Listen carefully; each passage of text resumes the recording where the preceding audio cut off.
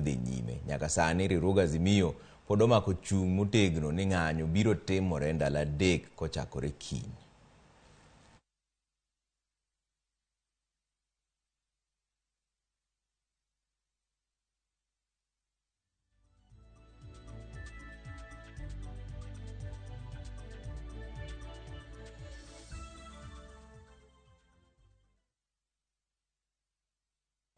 Kwa dhi mbele ni riwruogo kinde mapacho ka endi mene LSK koro chiwore kaka jothek e kinde piny owacho kod kweth mar Azimio la Umoja motelo ne ng'anyo mar ndalo 3 kochan mochakre kiny gi Azimio. Ma endi biro e kinde ma jopiny opogore be paro e wi ng'anyo go. Piny owacho goyo kore ni ng'anyo mar ketho mwandu kod lalo ngima oganda ok chak timre pacho kae. Kweth mar Azimio la Umoja onyono kar tiendgi ni chik oyie ne jopiny bago ng'anyo. Simpros Okinda kolonwa wachno. E thuolo mar Jumachiel mokalo, piny Kenya osebedo liare mar bawach e kind jotelo e wi ng'anyo mar ndalo 3 mochan kod kweth mar Azimio kochakore odiechieng' makiny. Piny owacho go kore ni onge ng'anyo mar ketho mwandu kod lalo ngima mibiro chaki yie timre pacho ka. Kanisa, johala kod oganda mamoko to koro liero e kind telo ariyogi ma ok ging'eyo kama gichom. Riwruok mar okinde LSK koro chiwore mar tayo twak mar thego piny owacho kod kweth mar Azimio. Kane otelnegi kod jakom margi Eric Theuri, okindego wacho ni kata obedo ni pen chike ochiwo thuolo ne ng'anyo mamuol, kethruok mar mwandu kod tho mar oganda koro ketho ratirono. The agitation that has been there from the members of the public, that agitation must be respected. That agitation demonstrates that there is a feeling within the country that there are issues that need to be addressed. A call for national dialogue is the answer to all those challenges that we continue to face. And it is for that reason that we not only call for national dialogue, but we also offer, as the Law Society, to give our experts. Piny owacho to kata kamano umo yie piny ni ok gibi yie mondo ng'anyo chako timre pacho ka. Maandamano haiwezi tena kufanyika katika hii taifa letu la Kenya. Hiyo wanasema Wednesday, hiyo wanasema sijui lini, hiyo maandamano haiwezekani. The issue of Raila blackmailing the people of Kenya must be sorted once and for all. And this blackmail, this is the last time he is attempting. It will not work. We will not allow him. Kweth mar Azimio bende onyono kar tiendgi ni ped chike ma pacho ka oyienegi mar ng'anyo. By Kenyans demonstrating, they are simply exercising their constitutional right. And this they will do next week on Wednesday, on Thursday, on Friday, and even beyond. Jopinyo kudwa rusa kuom Ruto. Teko mar tamo ji ni Ruto wacho ogokore. En tol makoro luoro johala moketo diere. Johala ni kod midhiero mar koso uso e kinde ng'anyo, kata obedo ni gin bende giywago nengo mar ngima masani oidhe pacho ka. Current political environment or climate is not very favorable to the investors because that tends to scare investors away because of insecurity issues, vandalism, and that slows down business growth. At the same time, I would also say that the cost of living, the cost of doing business within our business environment is increasingly or prohibitively high, and this is not something that cannot be managed. It can be arrested. E kinde giduto, moko kuom jotend kanise kod jotelo mamoko osebedo ka yalo winjruok kod kwe e kind jotelo ma pacho ka. An eye for an eye, we will all lose our sight. Mnakumbuka 2007 vile ilikuwa. Hata kama walikuwa wamejipeleka mahali mbaya, hao sio adui zetu. Ni watoto wetu ambao wamepotoshwa. Mbona tutume watoto wetu wengine waende wauane? Tutafanya juu chini pamoja na rais wetu ambaye ako na hekima na tunazungumza. We are all suffering, but let's huddle together and we get a little warmer and find a solution. But let's not now fight over the blanket. Let's not tear the blanket. Let's not tear the country apart. Jatelo mar piny maen Daktari William Samoei Ruto kod former Prime Minister maen Migosi Raila Amolo Odinga. Mae thuolo makende ma onego giwuo kaka jotendwa. Gima koro dong' en mar neno ka ng'anyo makamago inyalo bagi maonge dhi ataro mar chik kendo maonge rocho ratiro mar jakenya mora mora ma ng'anyo kata ma ok ng'any. Simpros Okinda, Ramogi TV.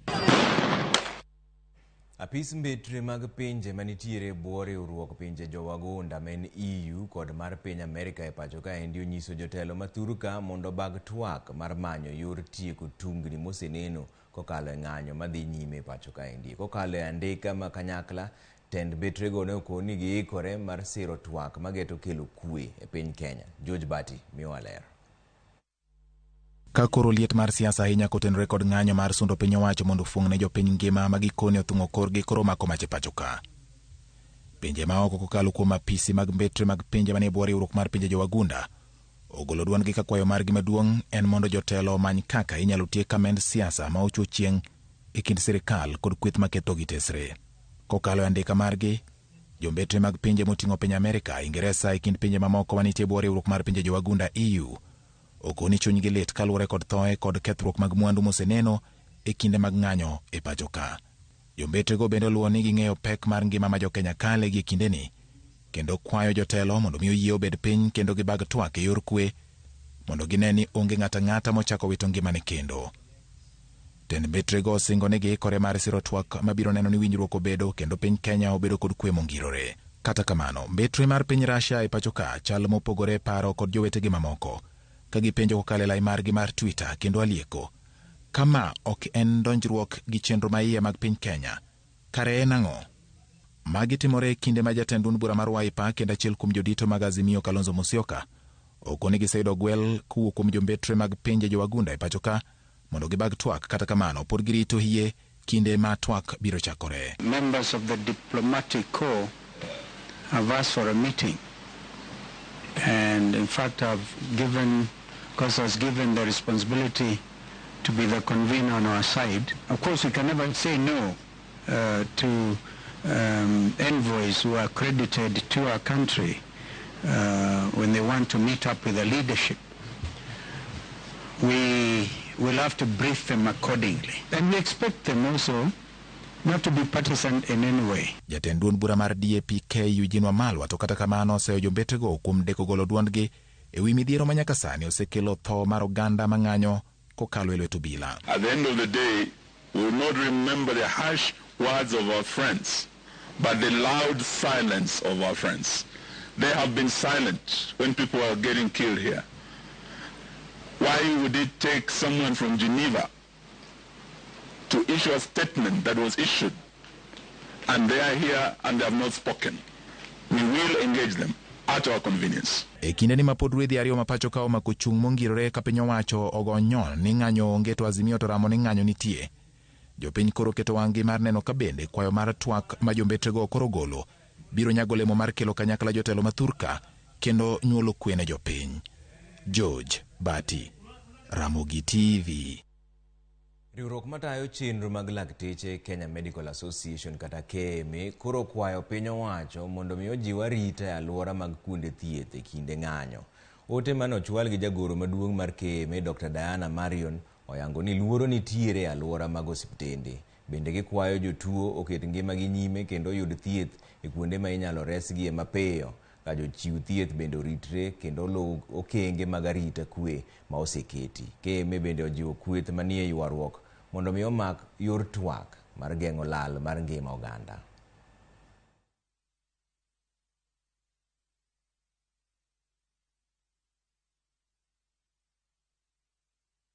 Kata kamano, migawo mar arita e pacho ka endi olando ikruok mare makare mar rakore gi jong'anyo mabiro kelo tulo e yo mora mora odiochieng' makiny. Jatend migawo mar arita Kithure Kindiki owacho ni sirikal dhi tiyo gi teko mare e rito mwandu gi ngima jokenya. Jafwambo mara Chris Owino miwa ler. Seche machuok motelo ne ng'anyo mar ndalo adek mar riwruok mar Azimio madhi chakore chieng' tich adek jumani, piny owacho mar Kenya Kwanza oseketo chenro motegno mar rakore kod jong'anyo.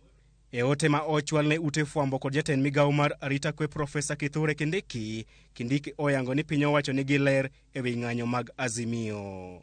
Kaka yo mar yango mbi margi, Kindiki oyango ni piny owacho dhi tiyo gi mwandu duto ma gin go e neno ni gik mane otimore e ng'anyo mar chieng' tich adek okonuore kendo. E mano minyalo wacho ni en siem mager ne riwruok mar Azimio. Kindiki osiemo joma chano muocho tulo kaachiel kod ketho mwandu mag jopiny ni gidhi romo kod makolwer. Piny owacho bende ojiwo jopiny mondo kiny odhi e tijegi mapile ka pile maonge luoro moro amora, ka osingo ni migawo mar obila dhi miyogi arita makende. Kaluwore gi ote mar Azimio mar bago romo e alak ma Jacaranda Grounds, Joseph Kang'ethe kod Kamukunji Grounds, migawo mar arita kwe chano mar rido weche mag arita kwe e gwengego duto. Tend obila chano dino yore duto madonjo Kamukunji Grounds, Jacaranda Grounds kod Joseph Kang'ethe mar neno ni onge romo moro amora madhi timore kuondego. E okenge mar neno ni onge ng'anyo kod romo mag siasa e gwenge mamoko ma pacho kae, jotend obila e counties duto ma pacho kae dhi telo ne arita kwe e gwenge mag-gi. Piny owacho bende chano tero obila mawuok e gwenge maonge kod ng'anyo nyaka e counties ma Azimio nie kod mbi mar siasa.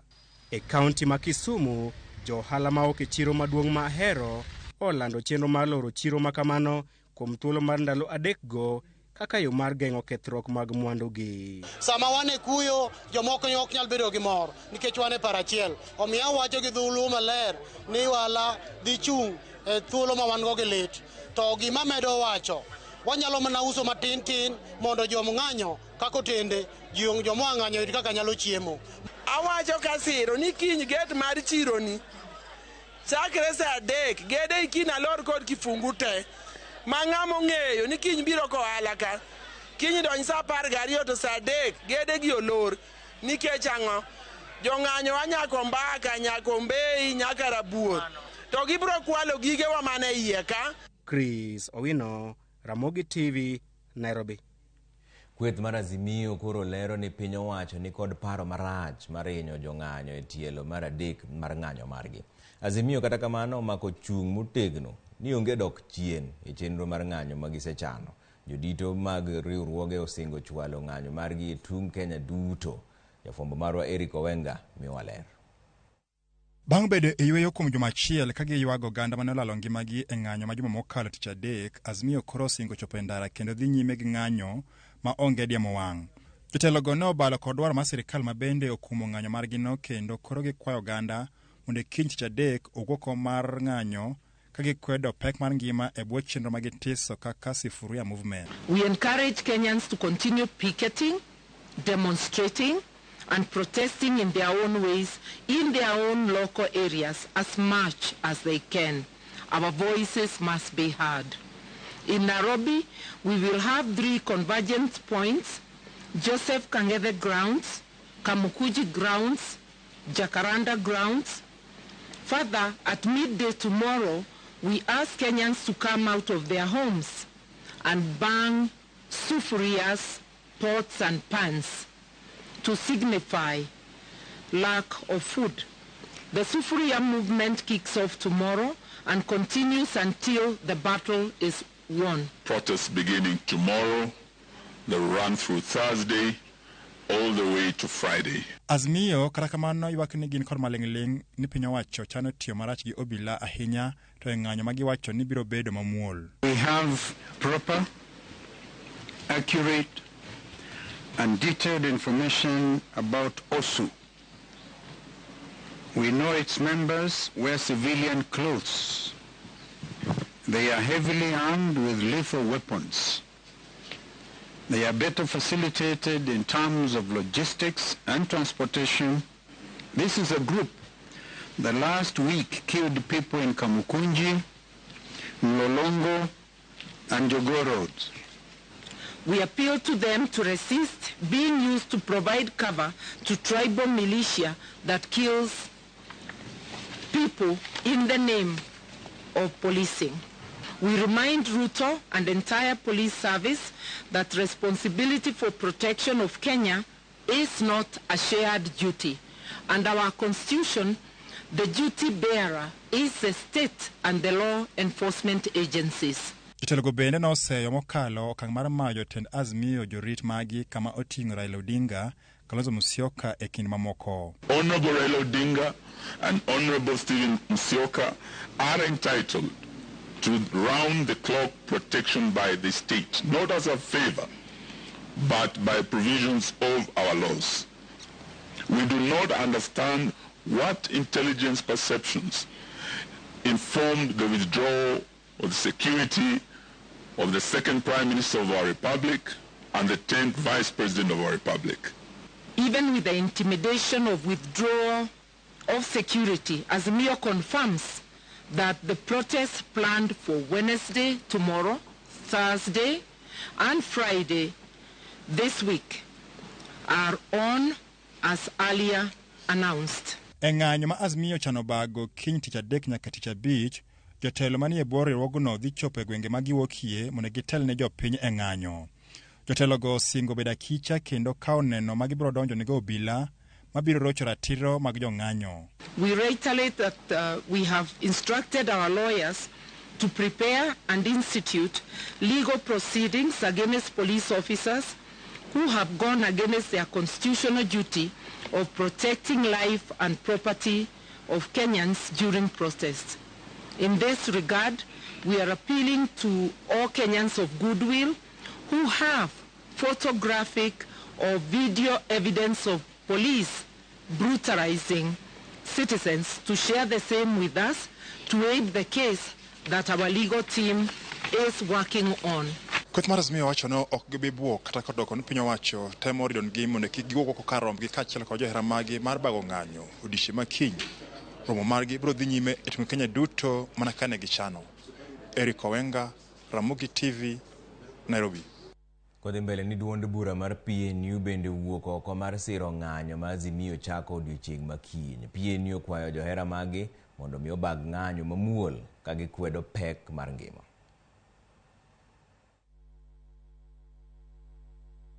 PNU supports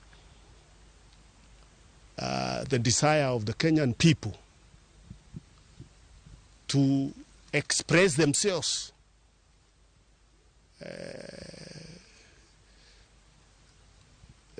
under the Constitution of Kenya in terms of having meetings, in terms of organizing forums, in terms of picketing, in terms of demonstrating. Those rights are enshrined in our Constitution and cannot be denied us by anybody. And therefore, whatever is going to be happening in the next 3 days, in terms of the Kenyan people expressing themselves and showing their displeasure in terms of the way our economy is being run, that is of abandoning the citizens. PNU support that. And we are asking citizens to come out in large numbers and demonstrate in their own way. You can even stand outside your gate and shout that you want the economy to be run better. You can use sufuria. Moko kuom familia mano wito jogi tich adek mar juma mokalo e ng'anyo mano bagi mar kwedo pek mar ngima e pacho kae ndie koro kwayo mondo sirkal omigi ratiro bang' nek mar anyuola magi. Ringrego to ne otimnegi bero e osiptal mar Jaramogi mani Kisumu. Ripodni ne olosi gi jafwambo marwa Steve Biko to keti e duol gi Ray Polo. E kar kano ringre ma Jaramogi Oginga Odinga Teaching and Referral e boma ma Kisumu. Moko kuom familia mano wito jogi e ng'anyo ma juma mokalo ochopo mar neno ringre joheragi motelo ne bero. Mako Kelo, ma en jadak manyawita, wacho ni midhiero nogore ne rude kano wito wuode Fanuel Ochieng manyocha timo penj mar klas 12. Ka kumachielo to mwandu ne makwan gi lach bende nowang' e kar ohala ma Jua Kali e boma ma Kisumu odiochieng' onogo. Kane wachopo tayudo ni karwa ema mach omako wang'.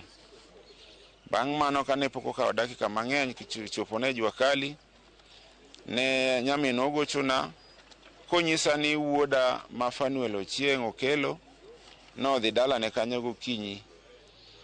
Kana asenyiewo gik mananyiewo gi banyiewo credit, aparo ni mondo mi agoch ni wuoda maduong' miluongo ni Douglas Omondi Okelo.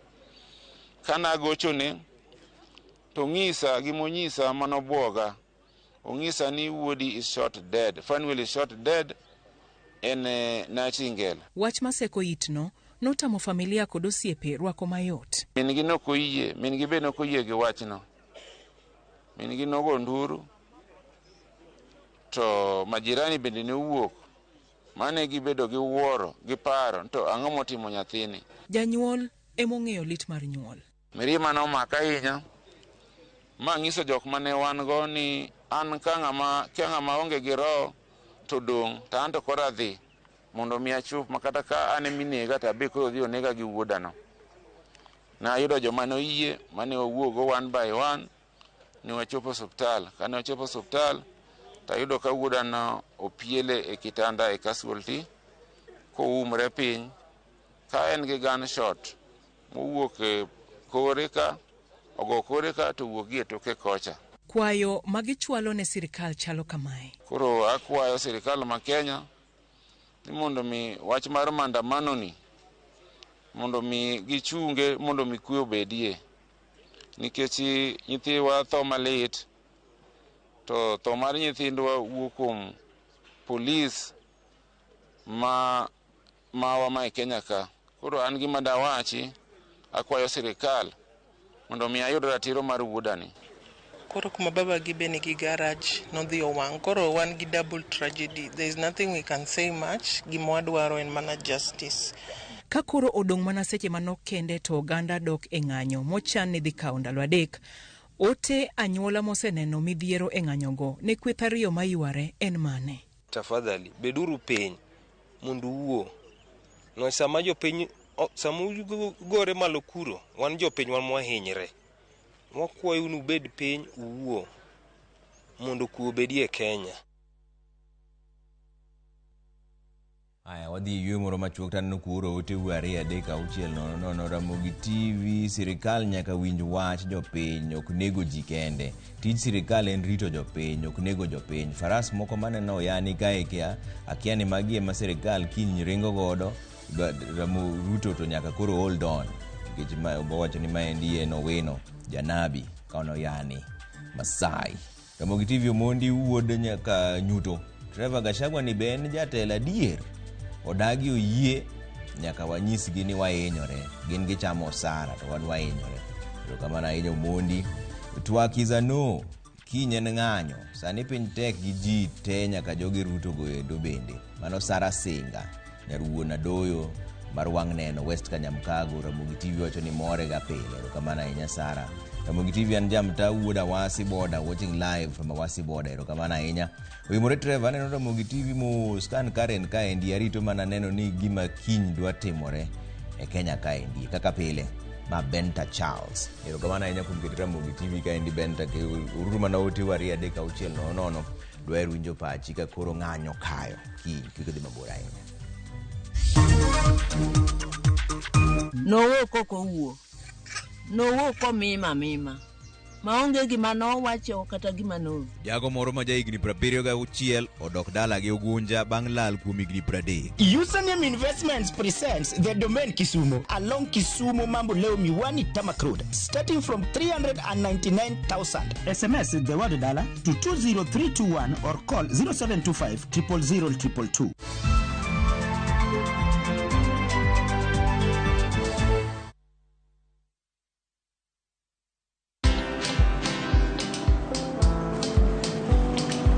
Niaje? Ni kama unashangaa kwa nini naangalia simu with so much focus eh? Usishangae sana. Ni vile nimekuwa ndani ya story kabisa. Ni kama ile hali ya juzi. Ni kama nilikuwa hapo iki happen.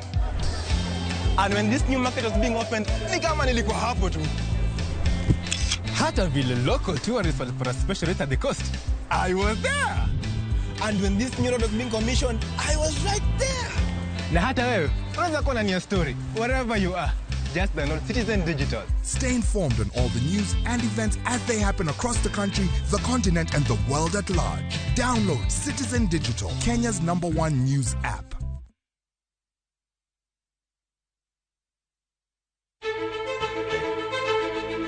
Kokalo kuom lakteche kod thieth, wayudo ng'eyo kaka dendwa tiyo. Nitie hormones mar ng'ama miyo kata ng'ama nyako. Iluongo ni estrogen gi progesterone. Kendo wayudo ng'eyo kama inyalo yude kony moluwore gi weche thieth. Daktari en tich ne thiedho oganda mondo oganda odhi maber. Kaka wadak e kinde ma ok ong'ere. Ngimawa en gima duong' moloyo. Ka en ng'ama osiko ka ywaka en kama osechopo dwa kawo ngimane. Kineno science gi wek rito. To e penj laktar, wakelo ni lakteche lakteche molony to gilero ni weche thiedho tuoche ma opogore opogore kod rito kit ngima maber. Anyalo tiyo kod chiemo e geng'o thiedho kaachiel kod timo bero ngima wa bende. Yes, erokamano. Penj laktar kokalo Ramogi TV kama wacho ni ngima en mwandu. Wuok tich nyaka tich abich chakre saa 12 odhiambo nyaka saa 1 mar otieno. En chenro makik bai kata matin.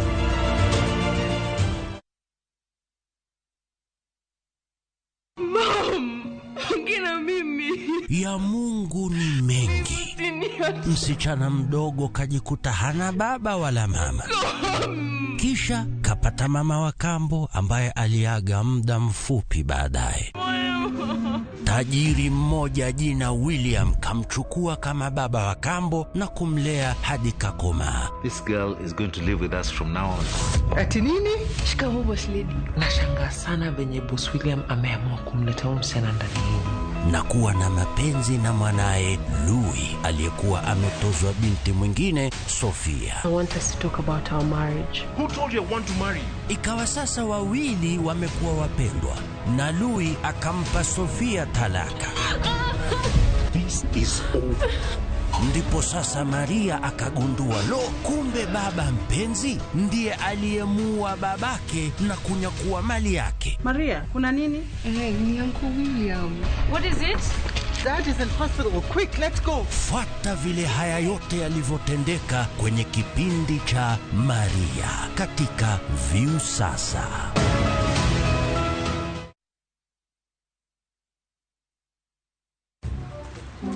Sonko, karibu kae.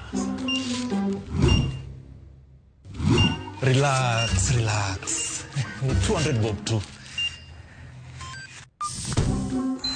Buda, the transaction ndio imekushinda ama? Relax.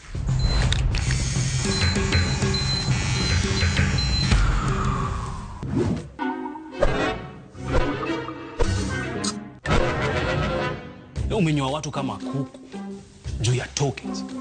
Janjez, kuongeza transaction fee uleta mkori. Make chaguo smarter. Vuka to Airtel Money. Aje. Nunua KPLC tokens bila charges. Only on Airtel Money. Dial *334#. Select Lipa na Airtel Pay Bill, then select KPLC.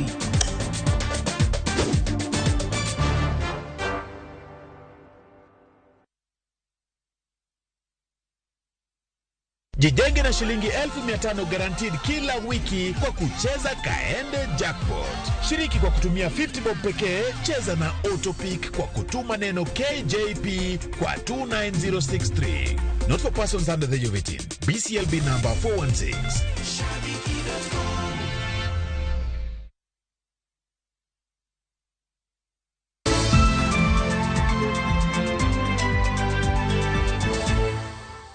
Wadhini goche manyien mbele kaendi ni komiti machiwo kum ne jokanyo mag moketho chike mag ODM kawuono ne ochako winjo bura ma omak ne jood bura 10 ma itudo gi ketho mag dhi ataro gi katiba mar ODM.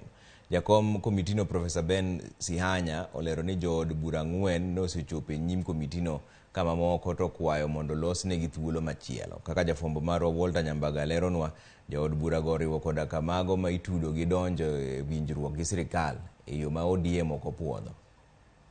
En bura mosekelo liet mathoth e duond bura mar ODM e kama itude jo od bura mar 10 kuom dhi ataro kod katiba matayo duond bura mar ODM. Kokalo kuom jakom komiti marango ng'ur e duond bura mar ODM, Ngire Ben Sianya, maromo ji 4 mane ochopo e nyim kamitino kendo migi thuolo mar winjo duoko mawuok korka korgi. Kama mamoko adek to ne orem chopo e nyim kamitino ka gibiro chopo chieng' wuok tich manyien. To joma nonego bi kawuono ne gin 7 to ang'wen obiro kawuono ma watieko go.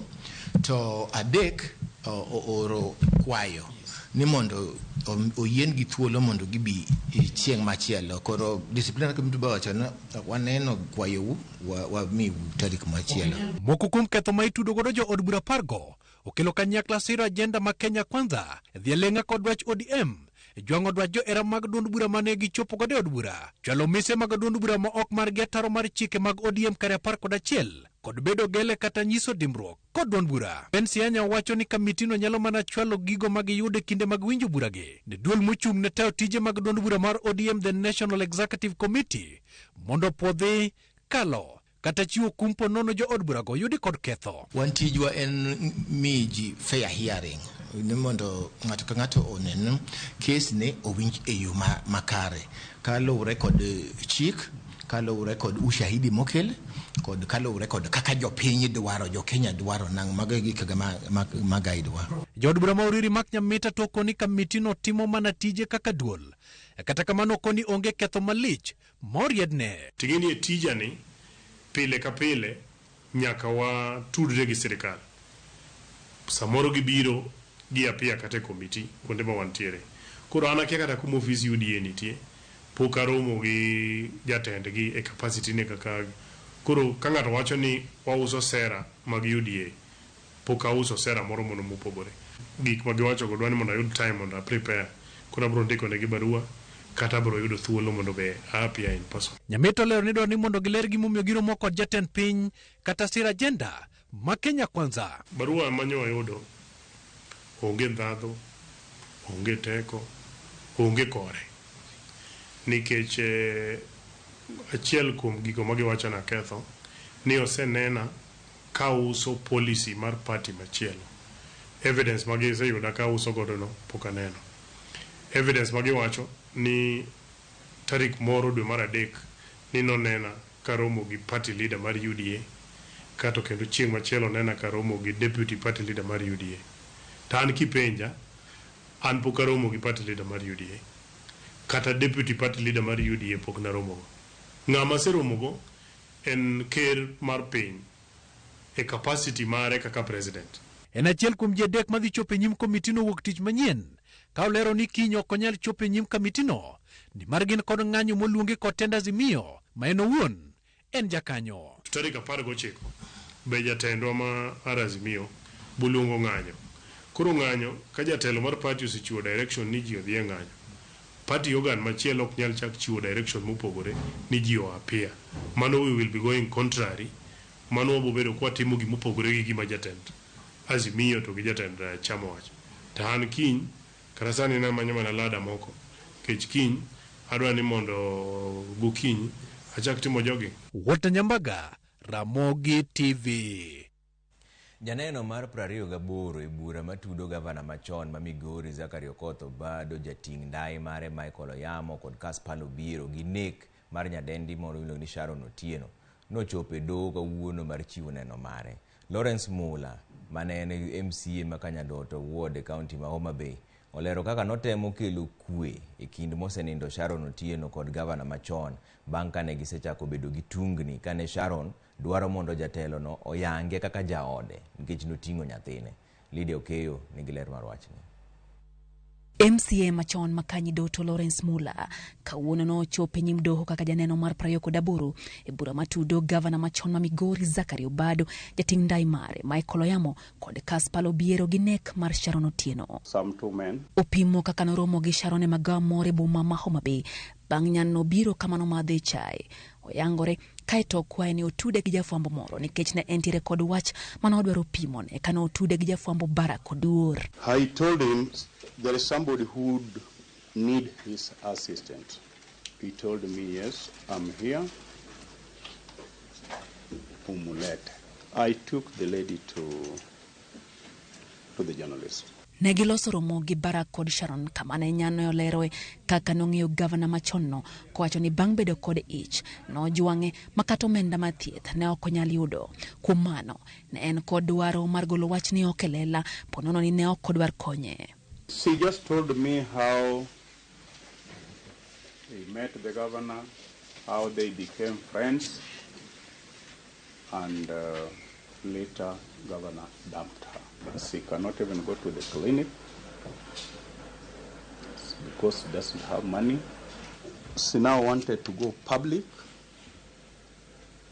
through the media if that's what can make the governor to assist her.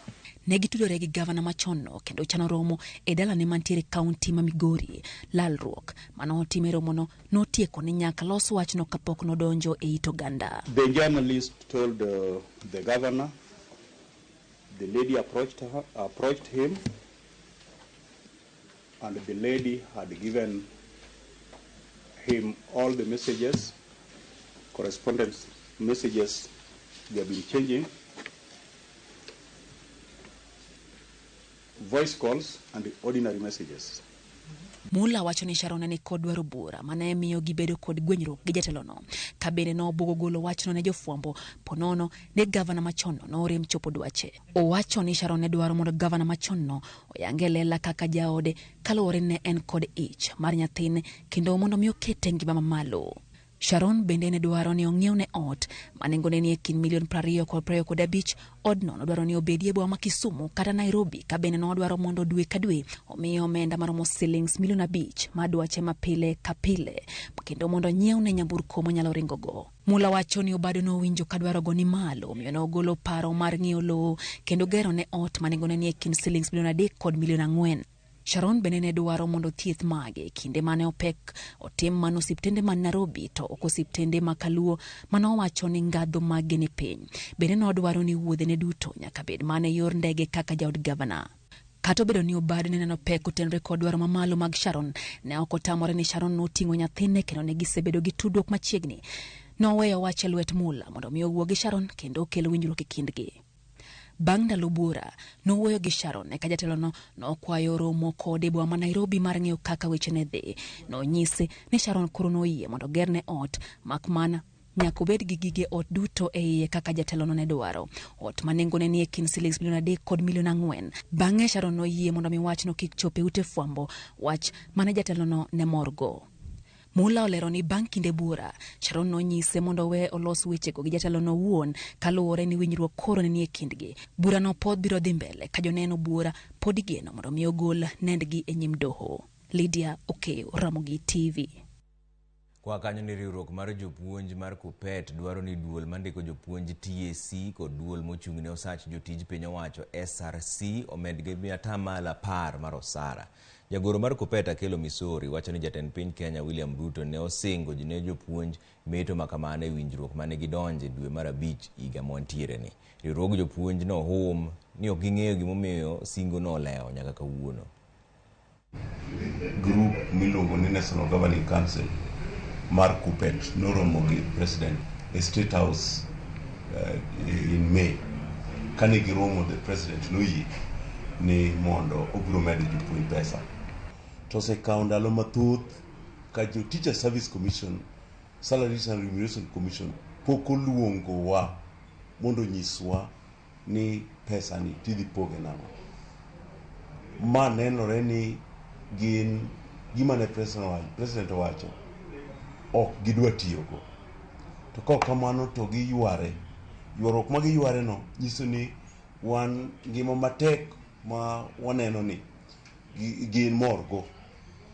Koro wawacho kawuono ni Teacher Service Commission nyaka luongwa bura mondo wane kaka waketo kokwa e CBA mochiwo salary kata bed ni en manat matin kata atamalo 8 kata 9 kata 10 mondo koko bwa kaw bang'e nikech wan e dwar gimomiwa kodwa ni mondo wawe thengi. Anyuola moro e gweng' ma Nyabeda e kar chung' od bura ma Ugunja obago nyasi mar rwako pacho watgi moro mane olal higni 30 mokalo. Wachore ni John Otieno masani koro higni 76 ne olal e boma ma Nairobi ka endi higni 30 mokalo kane odhi manyo thieth. Anyuola lero ni Otieno ne odhi ka jalemo ka oja higni 46 to bang'e ne ok ne yud ndache. Anyuola Otieno noyudo ote yor simu juma mokalo ni ne onene e alwora ma Kariobangi Nairobi ka endi. Anyuola no nobago lamo ka gikone giyudo jaheragi. Agoyo ni Yesu namo ani chwako konga weyo nyingi Yesu namo ala ero kamano agoyo ni Yesu namo ala ni ero kamano tagoyo. Kanyamin gi nokawe ni dhi chiedhe Nairobi. Nowuok koko wuo. Nowuok komima maonge gima nowacho kata gima no. Omiyo noyudo ko tuo no nomake ewi duong' ka wasechako dak kode. Manyuolo kode nyithindo go duto. Nowuok kako weya gi nyathi matin kapok ochako nasari. Mor kende. Mor kod wach ma donjo dala. Wich mang'eny na onge go. Mor kende ma donjo dala. Kaman kodo maduong' kabisa. kaachiel gi joga duto te gi migwa duto. Naonge weche mang'eny manyalo wacho ni Ramogi en mamor kende man koda. Tich Nyasaye okonya bachopi dala. Wan gi mor, en mor nyon kama jo dala ni nyopong'. Gi mor otieno higni 30 mano lal oduogo. Mane mor mane wan kodo. Kanochakore niluonge ni Winam. Kochopo 1889 koro giloko nying mar Winam cha obiro Kisuma. Bende ing'eyo chakruok mar nying Kisumo? Username Investments presents the domain Kisumu along Kisumu Mambo Leo Miwani Tamak Road, starting from 399,000. SMS the word dollar to 20321 or call 0725 000 222.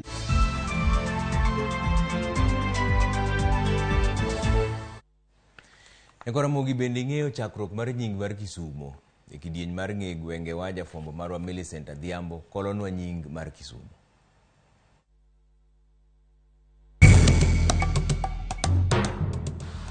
Ramogi Ajuang machiegni kendo e tielo machielo e chenro mar ng'e gwengewa. Kawuono wan e gweng' ma Kisumu ma bende en boma masani en achiel kuom counties 47 ma pacho kaendi ka omako thuolo mar namba 42 nyaka ne loch gwenge donji. To humbe ong'ere kod ang'o? Kisumu ong'ere kod ler ma bende lipot nyocha oyango ni nokawo namba 6 kuom bombe maler e Afrika. Nyaka sani Kisumu osedongore mochopo kuma rowere luonge ni Europe. Kamoro amora ma intie, sami winjo nying mar Kisumu, ang'o mabiro e pachi? To nying mar Kisumu ni nowuok kanye, tang'o miluongo bomani kata gweng'ni ni Kisumu. Kanochakore niluonge ni Winam. Kochopo 1889 koro giloko nying mar Winam cha obiro Kisuma. Joma chon ne trade gi miluongo ni barter trade. Ng'ato ne kelo gweno to ng'ato kelo bando. Ng'ato kelo par, ng'ato kelo rech. Ng'ato kelo gik mopogore opogore. Ma winjo ka jo wagunda luongo ni barter trade.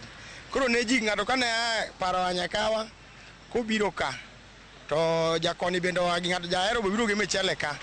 Koro ji ne biro Kisuma ka ji ne sumore ka ni kichopo ka ni ka ni biro okapu ka ni nono tidok kiting'o okapu idok ki okapu ni gimoro ka ni biro gi par tidok gi bando joka no biro gi bando gidok gi par koro biro Kisuma ka igino miluongo ni Kisumo. To Kisumo en kama ne ji biro dwere ok ne en gweng' en kama ne ji biro dwere kibiro timenyo ka kora menyo ka uso ka timenyo ti ati dogo ni biro sumo.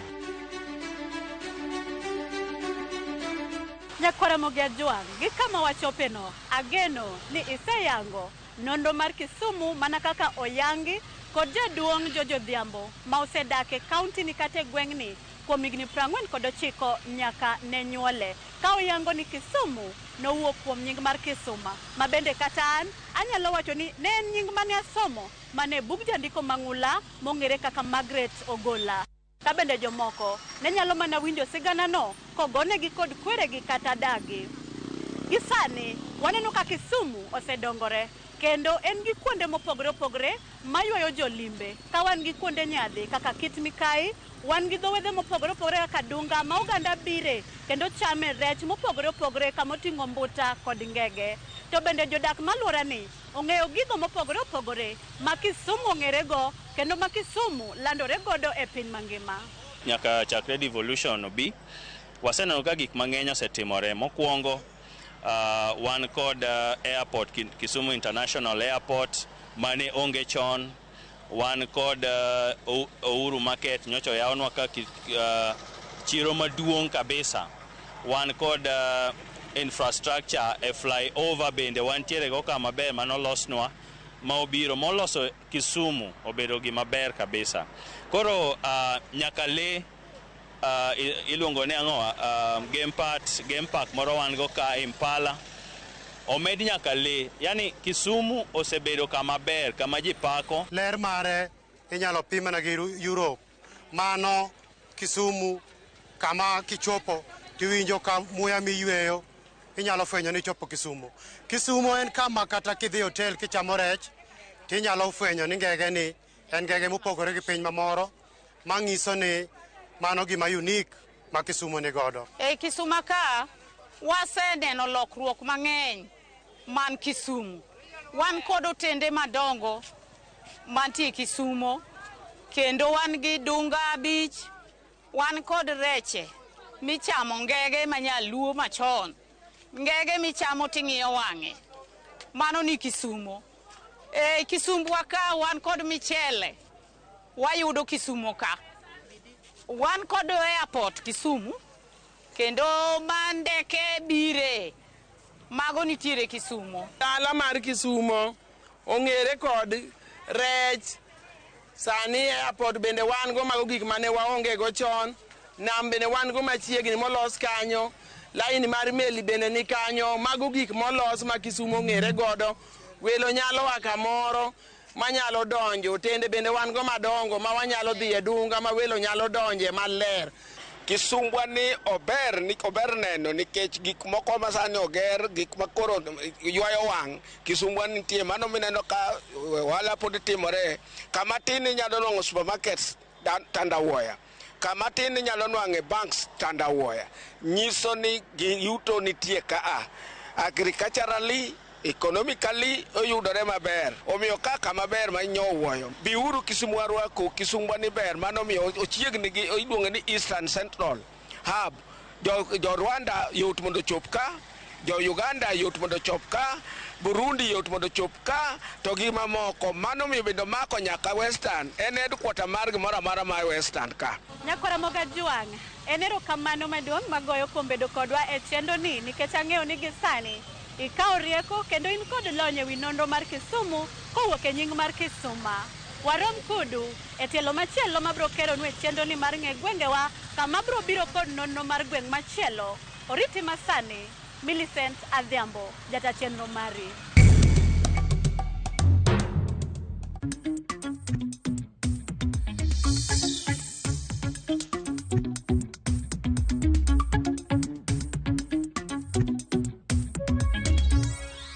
Bas koro ing'e kuma nying mar Kisumu no en kit Millicent koro risi ayanga. Kwa kanyo to donjo ne weche mag ohala ne jo ohala maloko e chiro mar Ahero e sub county ma Nyando oseyo tend county ma Kisumu kuom jwang'ogi kaluwore kod arita kod ler mar chiro no. Gilero ni lil mar chiro no ketho ne gi lwasi mar timo ohala kendo keto nyaka ngimagi kama rach mar gamo tuoche. Millicent Adhiambo miwa ler mar wachni.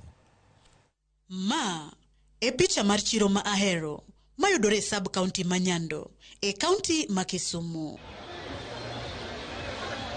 Chieng' tich ariyo ma en odiechieng' chiro, kamano e kaka oganda chalo e chiro ni. Ka okinda gi siniani kata pek mar ngima masani odiyo jo Kenya, lwasi mar chiro ma Ahero ok en kama oganda owinjore odhungre mar timo ohala. To nang'o? Ahero ka drainage mantiere oto kendo ok wanyal dhi maber gohala nikech gik mwaneno. Wach drainage ni motimo jiaza timo dhano mobuogi otimo gimoro abora. Ne waseng'anyo ne mane wasewuoye an awuon. Wal gi chandruok sayote. Dwa makonwa nyithindo e jiro. Wal! Poro professor. Ang'eyo ni gik mag health hazard ing'eyo. I don't know the reason why you have turned deaf ear to Ahero, which is the second market to Kibuye in terms of revenue. To ok en lil mar chiro kende ema rocho yore ohala. Mopogore kod koso arita makare mag mwandu johala, jamni bende laro kod gi mwandu gino mamedo gi lal kar yuto. Giga duto makele ichich Ahero ka dok chama maketh te. Ahero achielni ok omiwa security motegno manyalo ritonwa gik moko kaka johala. Joten chiro ma Ahero ywak ni romo magisebedo godo giten county ewi bero chiro no pok onyuolo olemo. Wasetemo bedo gi buche gi sub county admin, sub county revenue officer, market master osetamore. Weche duto mwawacho dhi e boda raja. Onge gima timore kata achiel. Kisumu iwacho ni wandik barupe wasendiko moromo. Pok waneno duoko moro amora ma jo ohala oyudo. Joalago obogo mar biro weyo solo osuru. Ponono sirikal ma Kisumu ok obiro winjo ywakgi tok juma achiel. Joma noyiera neno no kati onge kaka onge pesa ma dadi alos go mataro to juok ba juogo. Abiro ng'anyo kendo amiyo gi mana 1 week ni ka ok gibiro aero magi bet piny gi johala wan waonge tax mwabro choko to wamiyogi. Millicent Adhiambo, Ramogi TV, Ahero, Kisumu County.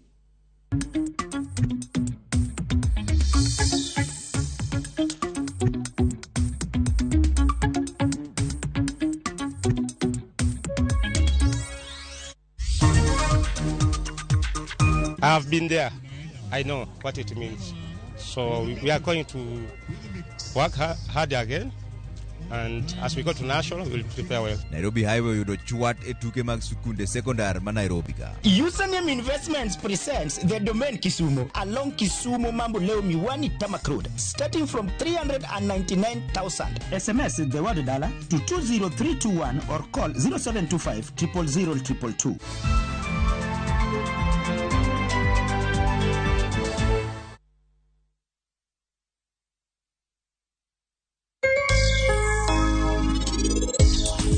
Mchele wan gi kidienje mopogore opogore moluongo ni varieties. Bora ni in gi pesa minyalo manage godo puro mchele. Ananyisi adier Helen, nyakoni ok en ng'ama ber kae kata matin.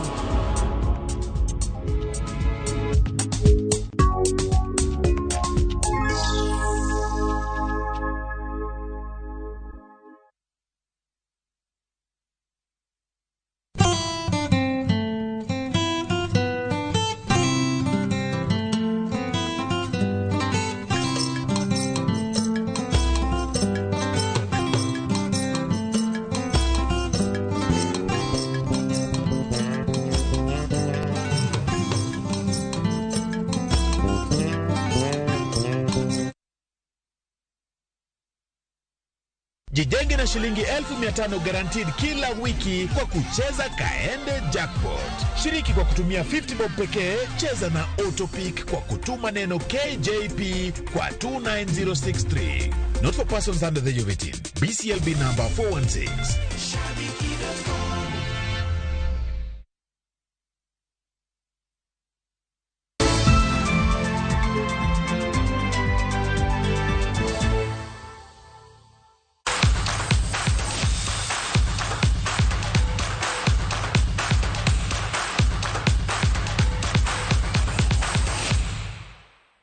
Walora ni weche mag tuke ni joloch higa mokalo tuke adhula e kind jo yawuoyi e tuke mag sikunde sekondari gwenge mag Nairobi ka endime Nairobi Highway High School ne olo e final mane obagi e skund sekondari mar Moi Girls. E kidieny mar nyiri Dagoretti Mix nokawo kombe. James Opondo nigi ler mar wachni.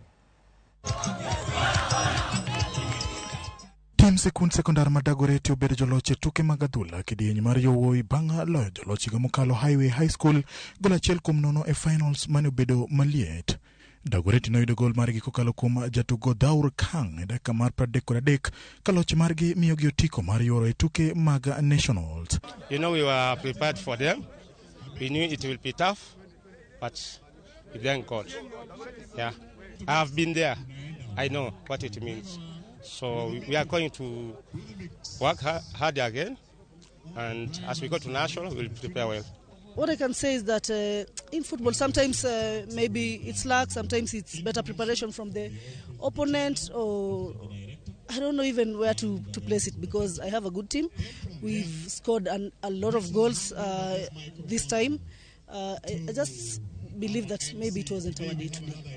E kidieny mar nyithindo manyiri, tim mar Dagoretti Mix noloyo tim mar Olympics gonde 2-0. Jatugo Fila Kayesi noloyo gonde duto 2 e dakika mar 12 gi 35 ka loch margi chologi nyaka tielo mar finals mibro bagi e county ma Kakamega. Ikruok maradwa na dhi piago nyithindo mambele go mondo walo goals ke shida wa en low goals. Okwalo goals regularly walo goals achiel 2 koro adhi kre mondo wane ka kwanyalo lo goals mang'eny, yani ka kwanyalo lo goals mang'eny au ka kwanyalo lo goals piyo daka mokwongo. E tuke mamoko mabende nobagi e sikund sekondar ma Moi Girls Nairobi.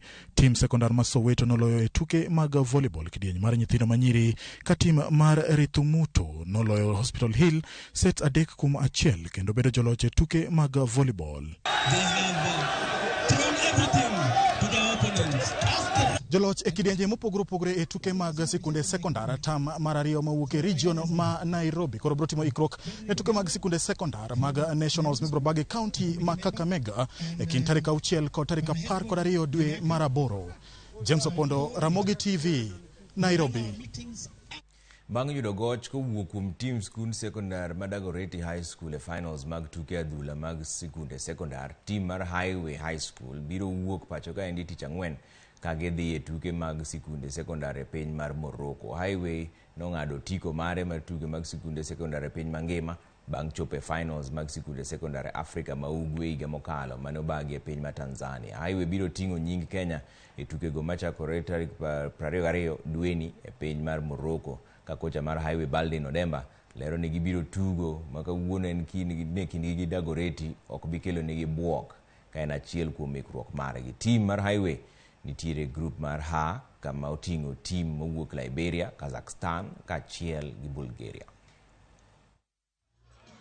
All the matches we've played so far were kind of preparation for us. We've also played a number of good friendlies, especially with Division 1 teams. I feel that we are prepared. Sometimes there's a lot of pressure when you're playing maybe at home or when you're playing against a certain opponent, but I believe that we've prepared well and we are not going to participate in Morocco, but we are going for competition. Jotugo maromo 38 osemol e lap ma Moi International Sports Center Kasarani kuma gibiro bede ka gitimo rako motelo ne tuke mag rawere mag Commonwealth mibiro bagi e piny mar Trinidad and Tobago e kind tarik 4 nyaka tarik 11 dwe mar 8. Kenya biro tero tim matugo tuke kaka ng'wech, bayo tong, tuke mag rugby e kind rawere manyiri, tuke abal, tuke volleyball moko bende. I'm happy because some of the teams have reported, some are still on the way, and we're expecting the full house today. Rugby, athletics, triathlon, who are actually training in Kilifi right now. I'm happy, and we have been following up the teams since they were selected, and everyone is doing well. We are health. We are on our final touches before our travel. Boma Victoria, piny mar Australia, koro ok bibago tuke mag Commonwealth higa mar 2026. Prime Minister ma pinyno Dan Andrews nolero ni gin kod pek mar yudo omenda mabiro tiyo godo e bago tukego eko.